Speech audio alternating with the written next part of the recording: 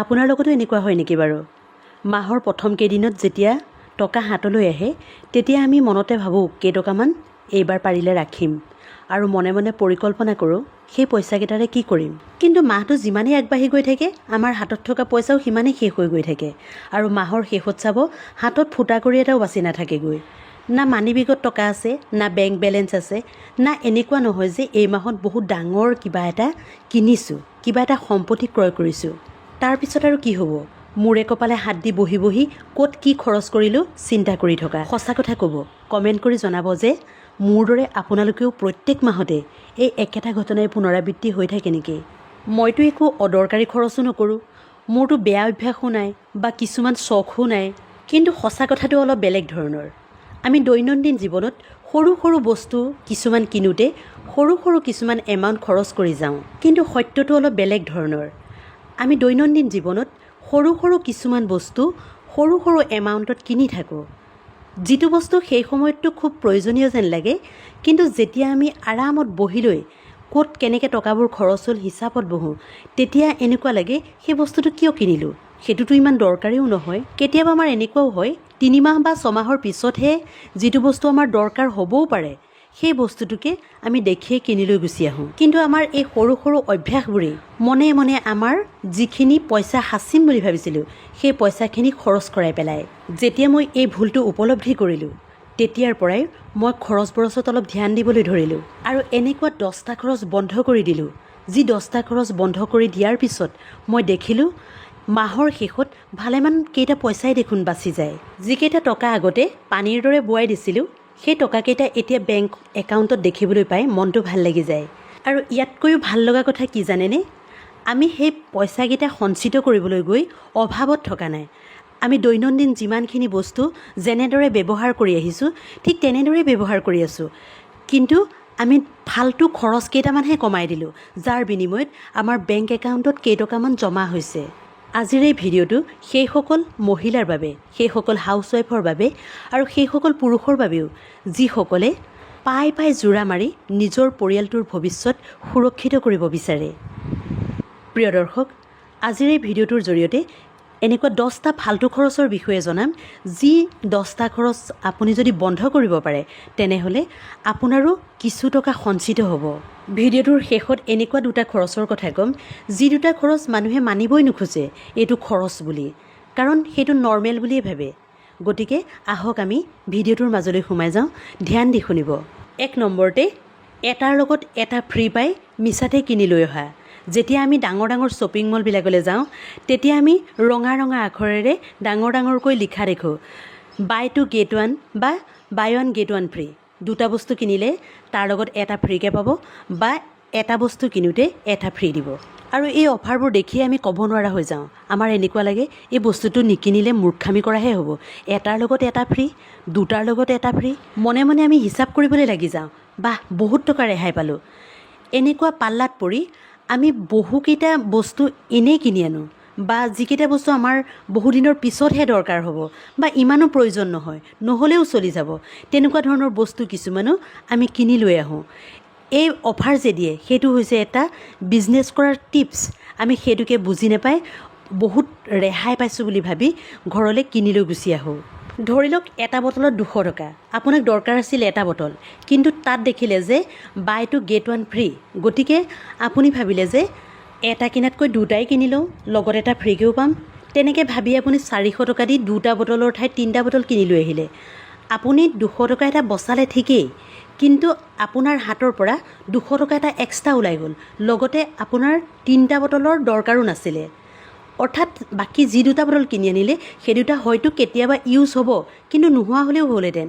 আপোনাৰ যি 2 টকা জমা হ'বলগীয়া আছিল সেই 200 টকাটো তাতেই দি থৈ গুচি আহিলে। এনেকুৱা বাৰু কাৰ কাৰ ক্ষেত্ৰত হয় কমেণ্ট কৰি জনাবলৈ নাপাহৰিব। দ্বিতীয়তে, আমি যেতিয়া ঘৰৰ বজাৰবোৰ কৰিবলৈ যাওঁ, ৰেচন কিনিবলৈ যাওঁ, তেতিয়া আমি ভালদৰে প্ৰপাৰ লিষ্ট বনাই নিনিওঁ। তেতিয়া কি হয়, ঘৰত থকা বস্তু কিছুমানো আমি কিনি লৈ গুচি আহোঁ। ছুপাৰ মাৰ্কেটত যেতিয়া ৰেকবোৰত সজাই থোৱা বস্তুবোৰ দেখোঁ, তেতিয়া বস্তুবিলাক দেখি আমাৰ প্ৰত্যেকটো বস্তুৱেই দৰকাৰী যেন লাগে। সকলোবোৰ উঠাই লওঁ বা গ্ৰছাৰী দোকানলৈ গৈ চকুত পৰিছে বস্তুটো, নাই চাগে, অকণমানহে আছে নেকি, তেনেকৈ ভাবি আমি কিনি লৈ আহোঁ। কিন্তু এনেকুৱা হয়, যিটো বস্তু আছে সেই বস্তুটোকে কিনি লৈ আহোঁ আৰু প্ৰকৃততে যিটো বস্তু আনিব লগা আছিল একেবাৰে শেষ হৈ আছে, সেই বস্তুটোকে পাহৰি গুচি আহোঁ। তাৰপিছত কি হ'ব, বিলখন চাই দেখিব 2000 টকা বেছিকৈ খৰচ হ'ল। নিজৰ বাজেটতকৈ 2000 টকা যেতিয়া বেছি খৰচ হয়, তেতিয়া আমাৰ এনেকুৱা লাগে, হ'ব দিয়া, দৰকাৰী বস্তুকেইটাহে কিনিছোঁ, এই মাহত যেনে তেনে মেনেজ কৰিম আৰু, তেনেকৈ ভাবি আমি ঘৰলৈ উভতি আহোঁ। কিন্তু আপুনি জানেনে, আমাৰ নিজৰ যি 2000 টকা জমা হ'লহেঁতেন, সেই 2000 টকাই আমি এনেই খৰচ কৰি থৈ আহিলোঁ। গতিকে যেতিয়া আমি ঘৰৰ ৰেচন কিনিবলৈ যাওঁ, তেতিয়া প্ৰপাৰ লিষ্ট বনাই লৈ যাব লাগে। প্ৰত্যেকটো বস্তু চেক কৰি কিমান লাগিব সেইটো পৰিমাণেহে আনিব লাগে। তেতিয়া চাব সেই 2000 টকাটো আপোনাৰ হাতত ৰৈ যাব। 3 নম্বৰতে, কোনো দৰকাৰ নোহোৱা সৰু সৰু বস্তুত পইচা খৰচ কৰি থকা। আমি প্ৰায়ে ভাবোঁ দামী ফোনো কিনা নাই, সোণৰ গহনাও কিনা নাই, কিন্তু আমাৰ টকাবোৰ যায় ক'লৈ? কিন্তু এনেকুৱা ডাঙৰ ডাঙৰ খৰচ নকৰিলেও আমি সদায় এনেকুৱা কিছুমান সৰু সুৰা খৰচ কৰি থাকোঁ, যিবোৰ খৰচেহে আমাৰ সঞ্চিত টকাকেইটা শেষ কৰি পেলায়। অথচ সেই সৰু সৰু বস্তুবোৰৰ আমাৰ খৰচৰ লিষ্টত নামো নাথাকে। যেনে আমি শাক পাচলি কিনিবৰ সময়ত দৰদাম নকৰা, বা কেতিয়াবা এক্সট্ৰা 20 টকা এনেই চব্জি কিনি লৈ আহা, যিটো বস্তু নহ'লেও হ'লহেঁতেন। অনলাইনত স্ক্ৰল কৰি থাকোঁতে হঠাৎ 99ৰ কিবা বস্তু এটা দেখিলোঁ, সেইটো কিনি পেলালোঁ। বা এনেকৈ ওলাই যাওঁতে কেতিয়াবা নিজৰ মনটোক ভাল লাগিবলৈকে 10-20 টকা বা 50 টকা 100 টকা এনেই খৰচ কৰি পেলাওঁ। যেতিয়া আমি 50 টকা 100 টকা বা 20 টকা 30 টকাৰ বস্তুবোৰ, সৰু সৰু বস্তুবোৰ কিনো, তেতিয়া আমাৰ গাত নালাগে, ইমান কম এমাউণ্ট আমাৰ গাতেই নালাগে, কিনো শেষ হ'ব, তেনেকৈ ভাবোঁ সেই সময়ত। কিন্তু এটা কথা ভাবি চাওক, ডেইলি 50 টকাকৈও যদি খৰচ কৰোঁ, এমাহত 1500 টকা হ'ব, আৰু এবছৰত কিমান হ'ব? 18000 টকা। ভাবক, এই 18000 টকা আপোনাৰ আলমাৰীৰ পৰা মনে মনে কেতিয়া ওলাই গ'ল আপুনি নিজেও গম নাপায়। সেইবাবে 20 টকা এটাও যেতিয়া নিজৰ বেগৰ পৰা উলিয়াবলগীয়া হয়, তেতিয়া এবাৰ চিন্তা কৰক, এই 20 টকাটো খৰচ নকৰিলেও বাৰু আজিৰ দিনটো চলি যাবনে? চতুৰ্থতে, একেটা বস্তুকে বাৰে বাৰে কিনি থকা। আমাৰ বাৰু প্ৰায়ে এনেকুৱা নহয়নে? কেতিয়াবা কিবা কিবি বস্তু কিনি আনো, বেকিং ছ'ডাই হওক, অন্যান্য কিবা খাদ্য সামগ্ৰীয়ে হওক, মছলা পেকেট ইত্যাদি, কিটচেনৰ আলমিৰাত বা ডিবাত ভৰাই থৈ দিলোঁ, পাহৰি থাকিলোঁ। তাৰপিছত আকৌ দৰকাৰ হ'ল, আকৌ কিনি আনিলোঁ। আকৌ কেতিয়াবা এনেকুৱা হয়, চাফাই কৰোঁতে সেই বস্তুবোৰ ওলাই পৰে, আৰু ইফালে চাব ডেটবোৰো যাবলৈ আৰম্ভ কৰিলে। কেতিয়াবা ল'ৰা ছোৱালীৰ পেঞ্চিল, কলম, বহী ক্ষেত্ৰতো তেনেকুৱা হয়, সৰহকৈ লৈ আহিলোঁ, থৈ দিলোঁ, তাৰপিছত পাহৰি গ'লোঁ, আকৌ দৰকাৰ হ'ল কিনি আনি দিলোঁ। অথচ সেই বস্তুবোৰ তেনেকৈ পৰি থাকে, আমি গমেই নাপাওঁ আমি কিনি আনি থ'লোঁ বুলি। কেতিয়াবা চাফাই কৰোঁতে ওলাই পৰে, এইটো দেখোন আছিলেই। এই ক্ষেত্ৰত পইচাটো ডাবুল খৰচ হৈয়েই, লগতে বস্তুবিলাকো কিছুমান ডেট ফেইল হৈ নষ্ট হৈ যায়। ইয়াৰ পৰা বাচিব পৰা এটাই উপায় আছে, আপুনি কিটচেনৰ সামগ্ৰীবোৰ অৰ্গেনাইজ কৰি ৰাখিব লাগিব, চকুৰে দেখাতে, যাতে এবাৰ চকু ফুৰাওঁতেই কিটচেনত কি আছে কি নাই সকলোবোৰ দেখা পোৱাকৈ। বা ল'ৰা ছোৱালীৰ বস্তুবোৰো হাতে পোৱাতে থ'ব লাগিব, সদায় দেখি থকাতে, যাতে দৰকাৰ হ'লেই উলিয়াই দিব পৰা যায়। পঞ্চমতে, আমি কেতিয়াবা এনেকুৱা কৰোঁ, কিটচেনত খানা বনাই আছোঁ আৰু ড্ৰয়িং ৰুমত টিভিটো লগাই থৈছোঁ, বা আমি ৰুমটোৰ পৰা ওলাই আহিলোঁ, ফেনখন লাইটটো বন্ধ কৰিবলৈ পাহৰি আহিলোঁ, বা কিটচেনত কাম কৰি আছোঁ, হঠাৎ কোনোবাই মাতিলে ছুইচটো অন কৰিয়ে গুচি গ'লোঁ, পানী এনেই হৈ থকাৰ ফলত কি হয়, মাহেকীয়া নিৰ্দিষ্ট বিলতকৈ 500-1000 টকা বিল বেছি আহিব, লাইটৰ বিল। গতিকে আমি যদি অলপ সাৱধান হওঁ, আমাৰ এই বেয়া অভ্যাসবোৰ যদি আঁতৰাব পাৰোঁ, তেনেহ'লে মাহেকত যদি 200 টকাও বচাব পাৰোঁ, তেনেহ'লে ভাবকচোন 12 মাহত 2400 টকা বচাব পাৰিলোঁ। গতিকে এনেকুৱা সৰু সৰু অভ্যাসবোৰেও আমাৰ কিছু টকা সঞ্চয় কৰাত সহায় কৰিব। ষষ্ঠতে, বহুতেই আজিকালি মোবাইলৰ এপছত গৈ খানা অৰ্ডাৰ দিয়ে। কেতিয়াবা আবেলি চাহ অকণ খাবলৈ মন গ'ল, চাহকণৰ লগত খাবলৈ একো নাই, অৰ্ডাৰ দিলে চামোচা, বাৰ্গাৰ, পিজ্জা ইত্যাদি যিবোৰ বস্তু ফাষ্টফুড দেখিলেই লোভ লাগে, তেনেকুৱা বস্তুবোৰ অৰ্ডাৰ দি আনিলে, খালে, টকাও খৰচ হ'ল, লগতে স্বাস্থ্যৰ কাৰণেও ইমান ভাল নহয়। আমি ভাবোঁ 100-200 টকাৰ কথাহে, কিনো হ'ব, কিন্তু এই 100-200 টকাটোকে সপ্তাহত যদি 3 দিনমান অৰ্ডাৰ দিবলৈ হয়, তেনেহ'লে আপোনাৰ গোটেই মাহেকীয়া বাজেটটোৱে খেলি মেলি হৈ যাব। আৰু আজিকালি আমাৰ প্ৰায় গৃহিণীয়েও যিদিনাই খানা বনাবলৈ এলাহ লাগে, সেইদিনাই অৰ্ডাৰ দি দিয়ে। আজিকালি সুবিধা আছে যেতিয়া চবেই সুবিধা ল'বলৈ বিচাৰিবই। গতিকে তেওঁৰ গাতো দুখ নাই। কিন্তু এটা কথা মনত ৰাখিব, যেতিয়া আপুনি খাদ্য অৰ্ডাৰ দিব, আপুনি ঘৰত বনোৱাতকৈ দুগুণ টকা বেছি খৰচ কৰিব লাগিবই। আপোনাৰ বাজেটৰ খেলিমেলি হ'বই। তাৰ উপৰি আপোনাৰ পৰিয়ালটোৰ স্বাস্থ্যৰ ওপৰতো কথা আহি পৰে। ইয়াৰ পৰা উদ্ধাৰ পোৱা উপায় এটাই, যেতিয়া আপুনি ঘৰত থাকে তেতিয়া ঘৰতে ৰান্ধি বাঢ়ি খাবলৈ চেষ্টা কৰিব। যদি আপুনি বাহিৰলৈ গৈছে কিবা কামত ওলাই, তেতিয়াতো ভোক লাগিলে বাহিৰত খাবই লাগিব। কিন্তু ঘৰত থকা অৱস্থাত ঘৰতেই বনাই খোৱাই ভাল, অৰ্ডাৰ দি আনি খোৱাতকৈ।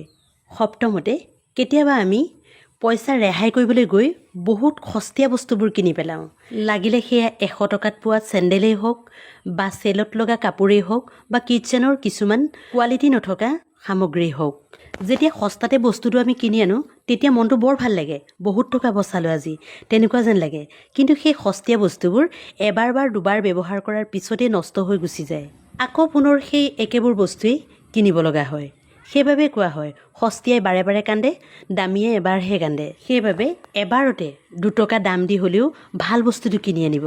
বছৰ বছৰ ধৰি চলিবও আৰু আপোনাৰ বাৰে বাৰে কিনিবলগীয়া, খৰচ হৈ থাকিবলগীয়া সেই সমস্যাটো নাইকিয়া হ'ব। ইয়াৰ উপৰি দামী ভাল কোৱালিটিৰ বস্তুবোৰ ব্যৱহাৰ কৰিবলৈও আৰামদায়ক হয়।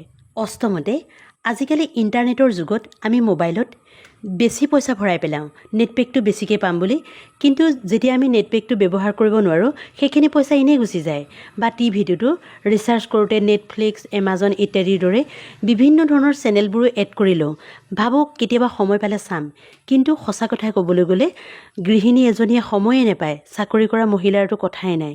বা অন্যান্য লোকসকলেও মোবাইল চায়েই কটায়, টিভি চাবলৈ কাৰো সময় নাই। গতিকে আপোনাৰ টিভিটো যদি তেনেকুৱা কিছুমান চেনেল ছাবস্ক্ৰাইব কৰি থোৱা আছে, যিবোৰ চেনেল আপুনি এমাহ ধৰি চোৱা নাই, তেনেকুৱা চেনেলবোৰ আজিয়ে আনছাবস্ক্ৰাইব কৰি দিয়ক। নৱমতে, ঘৰতে পৰি থকা কিছুমান বস্তু আমি ব্যৱহাৰ নকৰা।